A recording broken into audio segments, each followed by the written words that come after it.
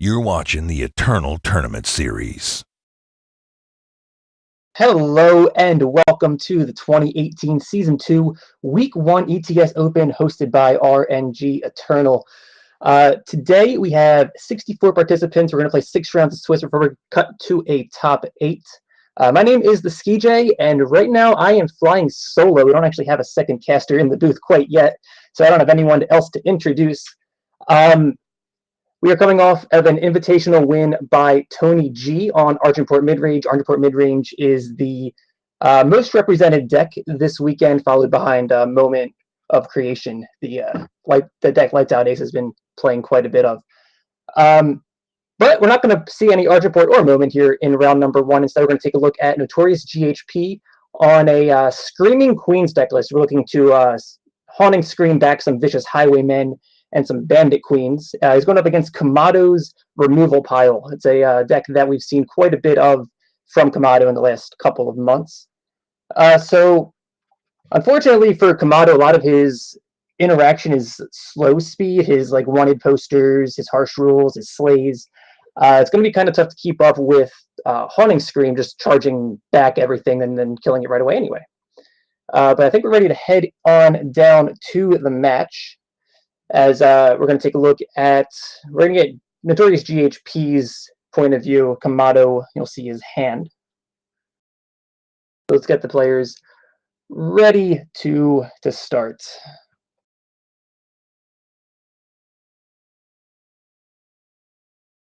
GHP decides he does not like his opening hand. He takes a redraw into a hand of Amethyst Waystone, Granite Waystone, Stone Scar Banner, whole lot of Granitins. He's got Madness Devour combo.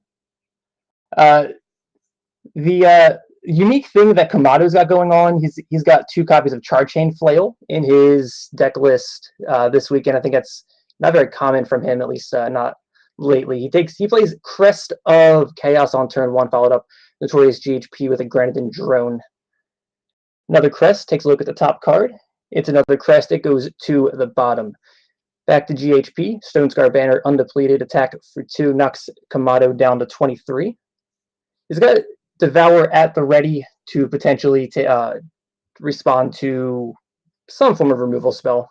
There's no Vara's Favors in camat0's deck list that I can tell. Does have a Charge Chain Flail, though. Chooses not to Devour, interestingly enough. Assembly Line is the follow-up here. Attack for 1, knocks camat0 down to 22. We're going to send it back his way. Draw for turn. So he plays a Seat of Chaos. It is undepleted. He's got 4 power at the ready. Can't do anything with it, though. Charge Chain Flail and Slay in his hand. GHP attack for 4, knocks camat0 down to 18. And he's choosing to respect the possibility of Harsh Rule by not playing into it with a Gorgon Fanatic this turn. Justice Sigil is the play. There is no Harsh Rule in camat0's hand, but his Slays do not line up particularly well against a whole bunch of little mini Granitin dudes. So if he wants to, he can save himself 1 damage at the cost of a very good removal spell in the form of Slay, but it might just be what he's priced into doing here, as that is what he chooses to do. He just try to take a little bit of the pressure off. Devour is the response from GHP.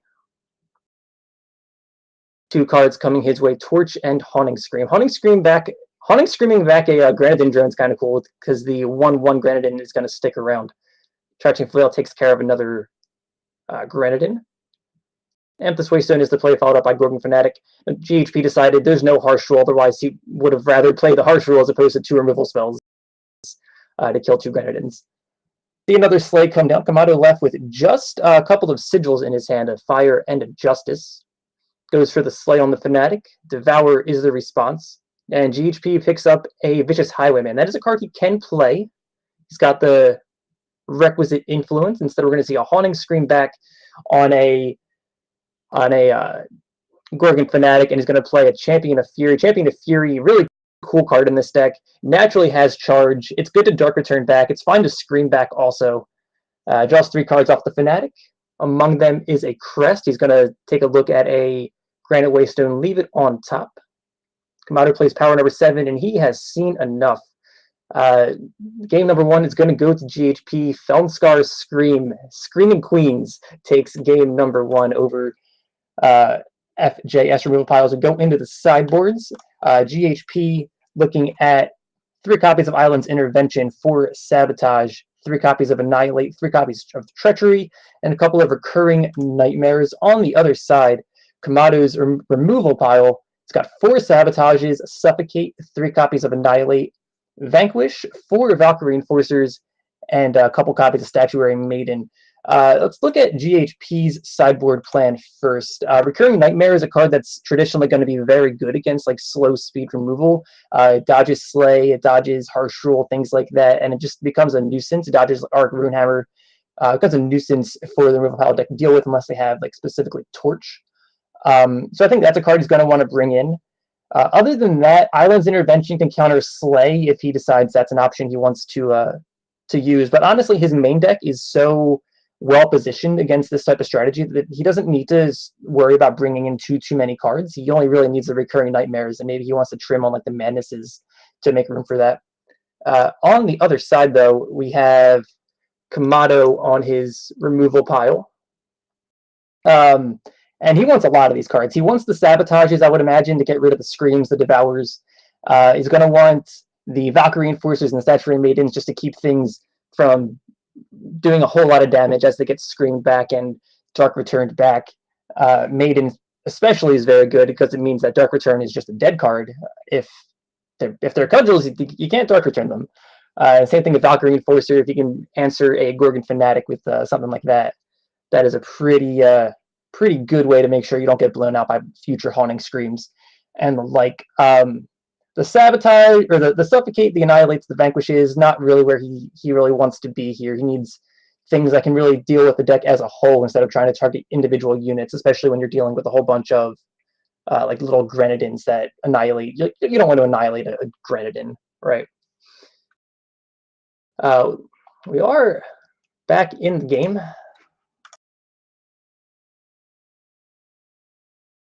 As all right, Seek Power is the turn 2 play from camat0. We are ready to get going. GHP draws for turn. It's a Vicious Highwayman. He plays a Granite Waystone into a Quarry. Takes a look at a couple of cards. Decides which one he wants to discard, which one he wants to draw, and have cost 1 less. From the spectator's point of view, you actually can't see which cards he's looking at, so can't do too much with that. He decides to get rid of a Granite Dream, keep a Crest of Cunning. Probably will be his play next turn. Seek Power from camat0 picks up a Shadow Sigil, and then a Crest of Argenport. Crest of Vengeance, that's the one. Treachery is the play from GHP. He did decide to bring that in from the sideboard. Swing and a miss, it looks like, on that Treachery, though. It is 2 damage to camat0's face.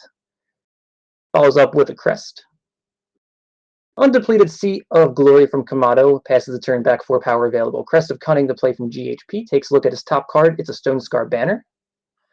It becomes the new bottom card. Assembly Line will be the follow-up. This time, camat0 is in a little bit better shape. He's got the Harsh Rule, so he's not going to get too overwhelmed. He's thinking about playing it this turn. He chooses not to. That's going to give GHP an option to Bandit Queen here for a whole lot of damage. And that is what he chooses to do. This is going to be 4 plus, this is 10 damage that camat0 can't do anything about. It falls all the way down to 13. Pass turn back to camat0, and this I have to imagine is going to be the Harsh Rule turn. He even has a Sabotage that he picked up. One of the better cards in this matchup. That's going to get rid of a Haunting Scream. Is that not a Sabotage? I can't see. He chooses not to deploy it, which means he can get taken out by a he can get kind of got by a Haunting Scream, getting back a 4 to Bandit Queen for 4 damage.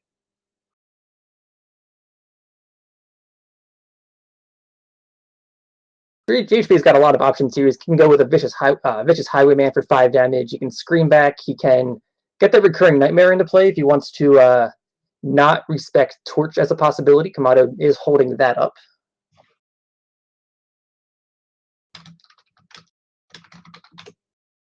And there is the Torch that's going to take care of Highwayman. Highwayman does get 1 damage in. And now we see the Sabotage. Takes a look at a Haunting Scream, a Devour, and a Quarry from GHP. All very good cards he can take. Scream might be the scariest. Quarry is also a decent consideration from his perspective. He's sitting on a torch and a sleigh, so maybe he does let him use that scream and just wants to torch it. But nope, scream down. Fire Sigil is the follow-up. Got that torch at the ready. Champion of Fury can come down from GHP. Actually, if GHP wants to, we can play the Champion of Fury, hold up the Devour. Uses the Quarry first, maybe gets something better to do. Camat0 is at 12. Can be a pretty precarious life total. Treachery bites the dust. Amethyst Waystone joins the fray. Champion of Fury will get torched. And GHP will pass the turn back to Camat0. Plays his 8th power. It's a Shadow Sigil. Passes the turn back. Quarry the pick from GHP.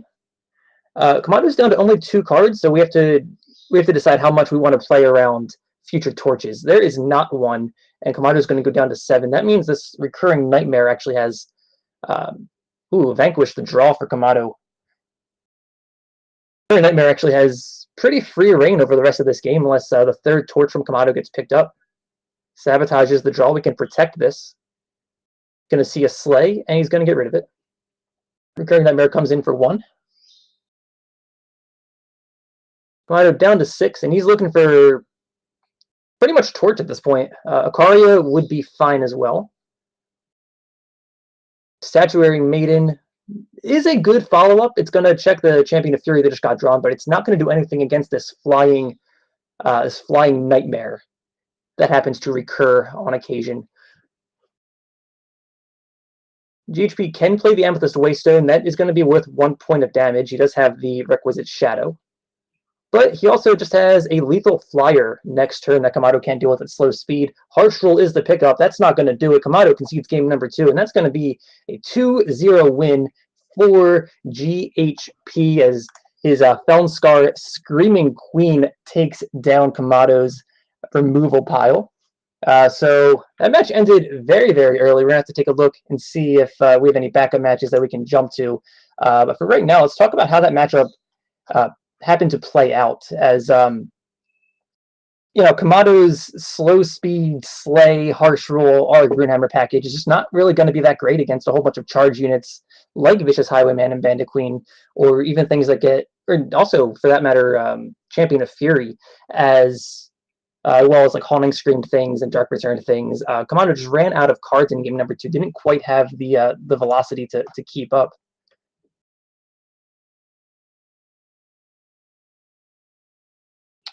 So at the moment, we are still looking for backups. We're not sure if we want to jump to a commercial break quite yet. I hope we don't. A lot of good Eternal to be played here.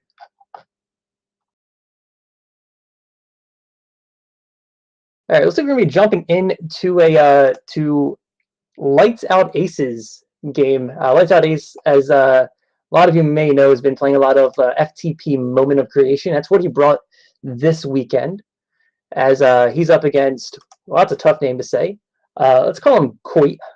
It's probably incorrect, but LightsOutAce, we are in game number 3, turn number 2, it looks like, as LightsOutAce plays, I believe that was a Crest of Wisdom. I didn't get to see what he did with the with his scout. Looks like he bottomed a Primal Sigil. Good to know. Good to know.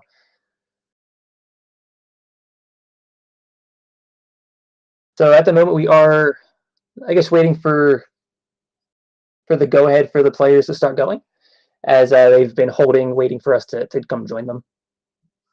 Looks like we are ready to go. Pass the turn back to Quyght. Draws for a turn. It's a... Oh, we don't have his perspective. That's unfortunate. So we are taking on the role of LightsOutAce on this for this one. We are playing as him. See if I can get a visual on the Quyght's deck list, so I know exactly what he's on. He may be on Armory deck, could be on Mercano Aggro. Seek Power would suggest some flavor of Armory or mid-range. He just plays a Seat of Glory and passes the turn back to Ace, who picks up a Crest of Impulse. That's going to be the play. He's going to take a look at his top card. It's a Scorpion Wasp. Got some decisions to make here. Here we go. Has to decide if he wants to hold that for potential Akarias in the future, as we are up against a traditional armory deck, it looks like. Does decide to keep it on top. There's an Akaria in the future, probably. Sort of Akaria is the turn 3 from Quyght. Hits Ace down to 22. Gets a Warcry.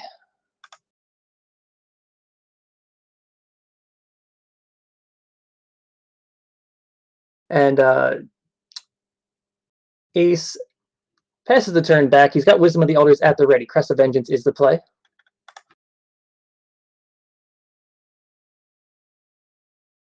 Let's see if I can get a visual on Quyght. I don't know if I can or not. Quarry is the play. Takes a look at 2 cards. He bottoms, or he bins a Sword of Akari that had gotten Warcry. Here's another Warcry from the sword. Knocks Ace down to 19. Wisdom of the Elders will be the play at the end of turn. Picks up an Unseal and a Time Sigil. Takes a turn back. Sees a Trailblaze. Heart of the Vault on top, ready to be warped, but doesn't have 6 power or the requisite fire. So Devoted Theurge is going to check the Sword of Akaria in its tracks. Boy has a Vanquish or a Slay. It's not going to be too much of a hindrance, but otherwise he's going to be stuck facing down this 4/4. Scouts, top card stays on top, plays an Arc Runehammer, and that's going to answer the Devoted Theurge just fine, at the cost of his Sword of Akaria, which he was probably happy to have, just bashing in. LightsOutAce takes the turn back. He's got a Crest and a Time Sigil in his hand. See if he wants to scout this turn. His other option, he might just want to strategize first, take a look at what he may or may not draw. Seat of Impulse and another Seat of Impulse are the 2 draws there. Puts that Crest on the bottom, decides, I don't need any more scouting. I've got everything I need. Plays an undepleted Seat of Impulse, passes the turn back to the 4/1 Runehammer, held by Quyght. Crest of Chaos is the play here. Top card gives him a little bit of pause, but becomes the new bottom card. Back for 4, ready to go. Down to 19, falls LightsOutAce. See if there's a follow-up here. There is not. Trailblaze, end of turn. Another Scorpion Wasp we are looking at. He's already got one. I don't believe he needs a second one. He's probably okay with just the one. He knows he has a Heart of the Vault coming next turn. That's going to answer the Runehammer. Mola and Nakova is the play, or is the draw. Heart of the Vault is the play.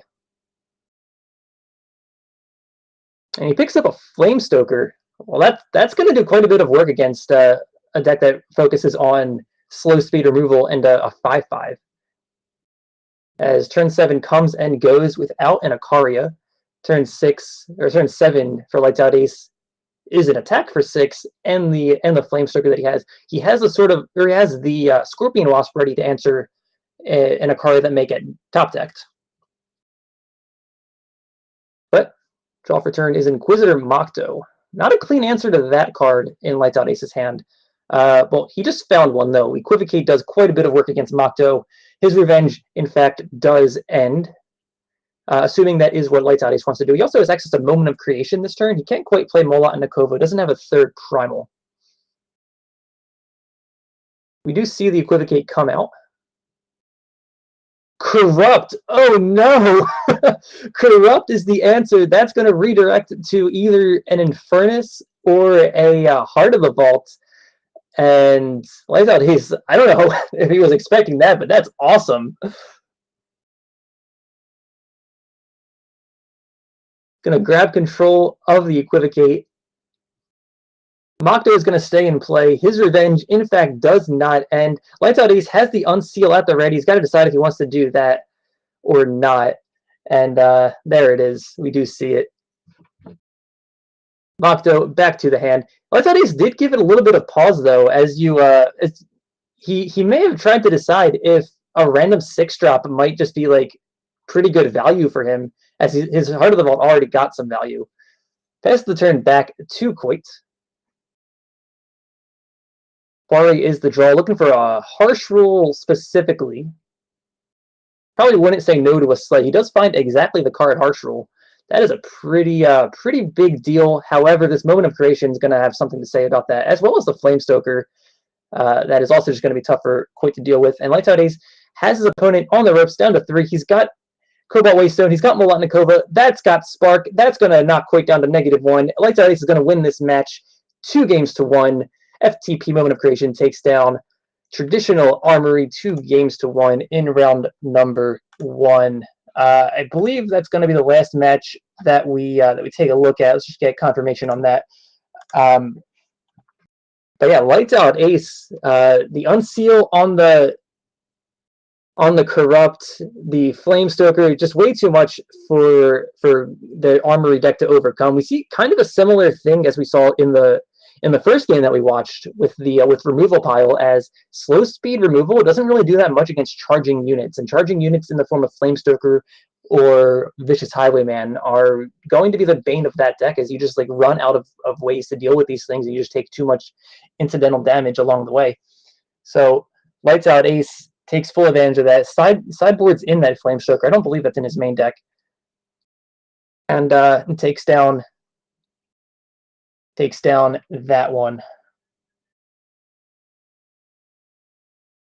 So that is actually going to do it for round number 1. We're going to take a quick break. We're going to come back for round number 2. We're going to take a look at, I believe, some deck text that we've pre-recorded. That's going to be a lot of fun. So thanks, everyone, for tuning in. We'll see you all in round number 2.